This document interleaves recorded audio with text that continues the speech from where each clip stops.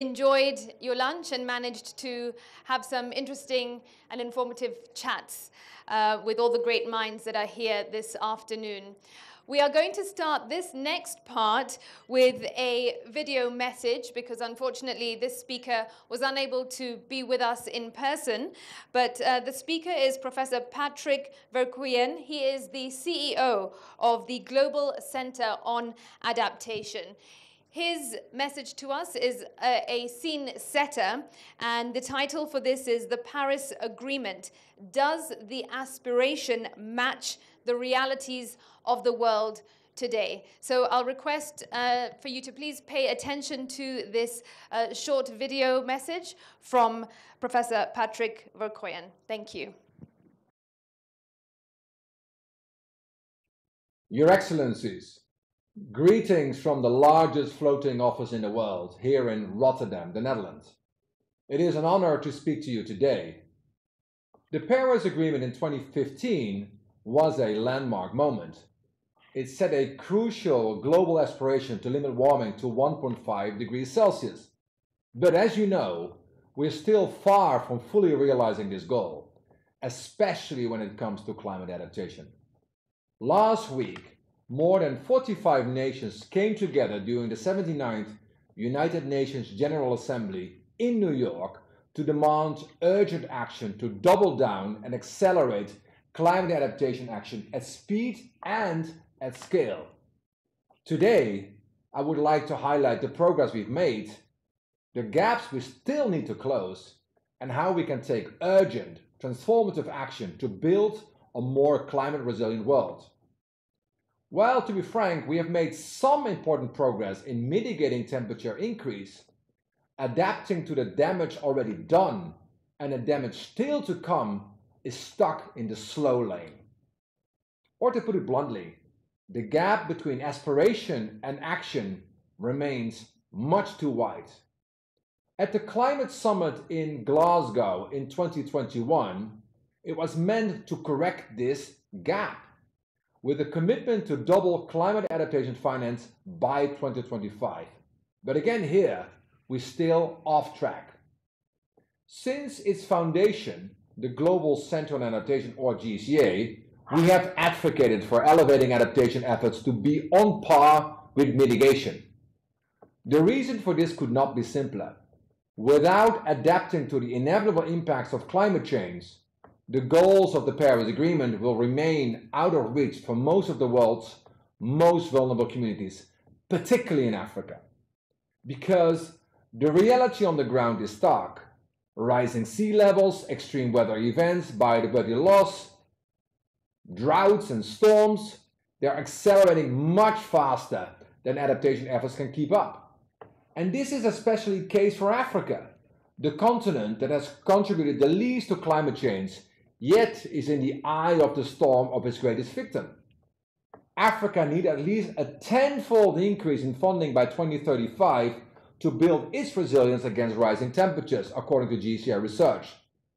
Yet, the sad reality is that Africa is now paying more in-depth service than the estimated $50 billion a year that GCA says the continent needs to invest in climate resilience. Instead of receiving funds to address the climate crisis, Africa's governments are borrowing at a cost 8 times higher than the rich world to rebuild after climate catastrophes. Yet, despite this clear and growing risk, at a critical moment when Africa needs a pause in debt repayments so that it can prepare for a world of ever greater climate extremes, financial flows and political will are falling way short. Therefore, we urgently need to bridge this gap and accelerate both the scale and speed of adaptation actions. Successful adaptation will not come through piecemeal efforts, though. It requires a transformative approach that leverages innovation, finance, and governance. And that's precisely where the Africa Adaptation Acceleration Program, the AAAP, is coming in. It's mobilizing $25 billion to support projects that address food security, resilient infrastructure, and youth entrepreneurship across the continent. The success of the AAAP, again, the largest adaptation program in the world, it's born in Africa, made in Africa, owned by Africa, is proof that adaptation is not only necessary, it's economically smart. By investing in adaptation today, we can not only save lives, we can protect our economies, create new opportunities for future generations, and particularly in job creation. Adaptation success, though, demands local solutions. Each community faces unique climate challenges. It's essential that we address their specific needs. Take Mukuru in Nairobi. It's a vibrant community I know very well, which is facing multiple challenges with typical Kenyan determination and goodwill. We're piloting innovative waste management systems like the Black Soldier Fly unit. These systems not only enhance climate resilience, but also create employment opportunities. It's a perfect example of how adaptation projects can create co-benefits, building resilience, fostering job creation, and protecting the environment. But the elephant in the room, of course, is finance, finance, finance for adaptation. Well, the Paris Agreement spelled out the importance of financial resources. The reality, again, is that adaptation finance remains far below the global need. Less than 10% of overall climate finance is currently directed towards adaptation, and this must change. So, ladies and gentlemen, that is why GCA is working with multilateral development banks to unlock billions of dollars for adaptation projects. But public finance alone won't be enough.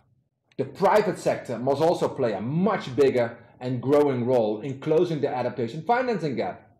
That is why we're working with some of Africa's largest commercial banks to mobilize climate finance for smallholder farms and local businesses, providing them with the tools and technologies to build climate resilience.